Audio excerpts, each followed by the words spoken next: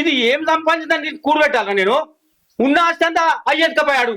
పెద్ద కొడుకవా అని ఒక ముద్ద పెడతావని వచ్చిండ్రా, మీరెందుకు తిట్టుకోబడుతుంది? ఒక ముద్ద పెడతావని అత్తకి ఇంతగానో తిట్టబడుతుందిరా. సరే ఏడుకోపోతా, ఎక్కడన్నా పోతా బిడ్డ, మీకెందుకురా నేను బరువు? చిన్నోనింటికి పోతే చిన్నోళ్ళు పెట్టుకోవట్టే, నడిపోనింటికి పోతే నడిపోళ్ళు పెట్టుకోవట్టే బిడ్డ. నీ ఇంటికైతే నువ్వు పెట్టనన్న పడుతుంది. ఇక ఎందుకురా నా బతుకు పాడుగా, నీకు ఎక్కడన్నా పోతా కొడుక. చిన్నప్పుడు కింద తీస్తే అన్నట్టుదని సాతి కొడుక, ఇవాళ బుక్కడు ముద్దకు నేను నోసుకోకపోతే కదరా. మీకు అమ్మ అంటే మీకు అస్సలు గిట్టలేదు. ఇక నేను ఎక్కడన్నా పడి సత్తా కొడుక, మీకు బరువు వద్దు, మీకు భార్యం వద్దు. ఎందుకురా నా బతుకు? నువ్వు అవ్వ చూడే, నన్ను ఒక్కరిని రాదలేవు, వాళ్ళని కూడా రాదినవు. నేను నీకు పెట్టా అంటలేను. నా టైం వచ్చినప్పుడు నేను పెడతా.